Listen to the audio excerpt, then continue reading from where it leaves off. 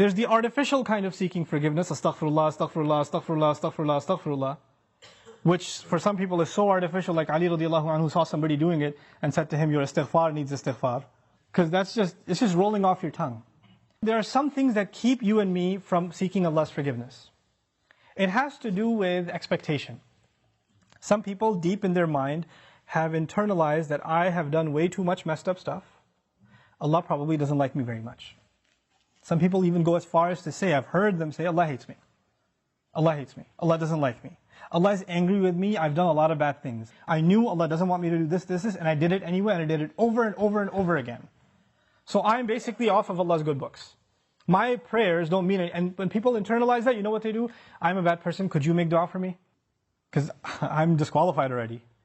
So you need to make dua for me. Because I'm hoping at least Allah will listen to you.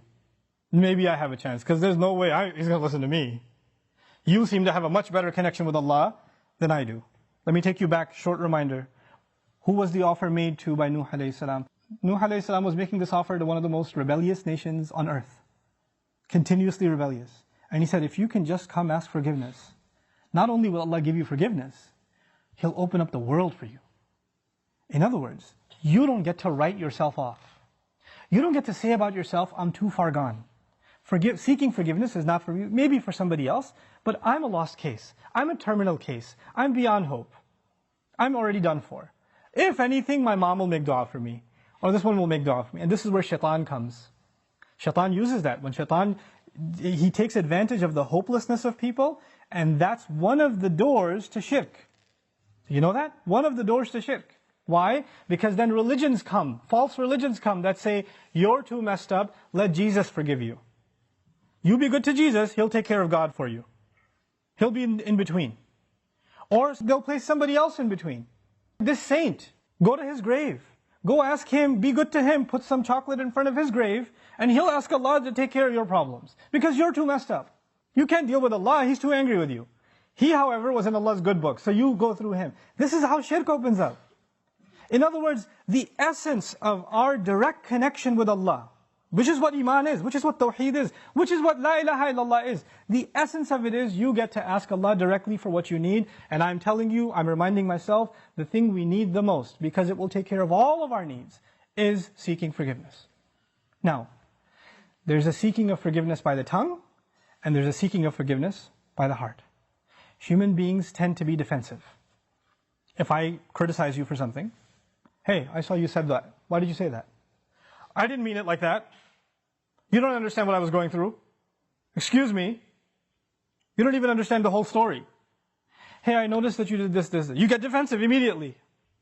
بَلِ الْإِنسَانُ عَلَى نَفْسِهِ بَصِيرًا وَلَوْ أَلْقَى مَعَاذِيرًا. Human beings have good view of themselves, but they make lots of excuses. They keep throwing excuses. If you're going to seek Allah's forgiveness, you have to find a time.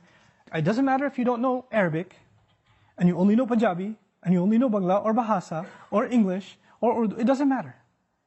You speak to Allah, and you genuinely admit to Him what you've done wrong, and don't make excuses. It's really hard to do that. Because even when you stand in the mirror, you lie to yourself. You tell yourself, I'm not that bad. I have reasons for what I did. I have justification. I've been through a lot. But when you're going to come in front of Allah, you have to forget about justifying. Because all of your justifications, He knows them already.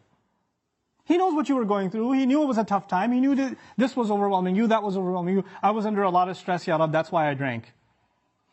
Don't give Him the reasons. He knows your reasons better than you do. You need to come to Him openly, without any filters, without any hesitation, with no guard, with no shame. You're embarrassed to even admit this to anyone until you completely, openly admit to Allah how messed up you've been and how you've messed up. Completely openly.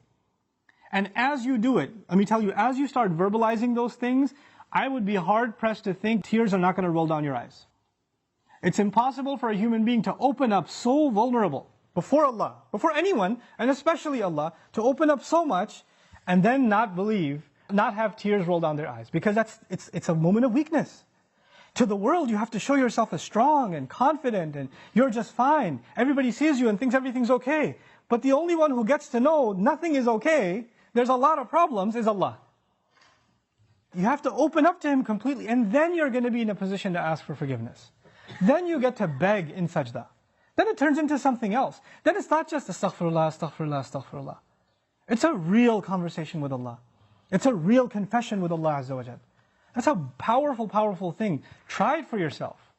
You have to find time alone to yourself. You have to make sure nobody else is listening. You can't even do it in the middle of the night. You get up from the bed, the wife is still in bed, you sit on the side of the bed, Ya Allah, forgive me, and she's listening. You can't do that. Be in the car by yourself. Doesn't matter. Be somewhere alone. This is just your time with Allah. Your alone time with Allah. And verbalize it. Hear yourself say it. There's one thing to just whisper it. And if you're just going to memorize a bunch of du'as in Arabic and you don't even know what they mean, and just recite them, if you're going to keep doing that, and those du'as are beautiful, they're powerful, but if your heart isn't speaking them, your tongue is speaking them, then you're not seeking istighfar yet. May Allah reward you for the dhikr that you're doing, for every harf that you're reciting, but that's not istighfar. Istighfar is something else. And when these tears come down, when this starts opening up, then the sky opens up. Contributing to Free Quran Education is a sadaqah jariyah. Your support continues to benefit millions of Islam learners, earning you rewards for generations to come.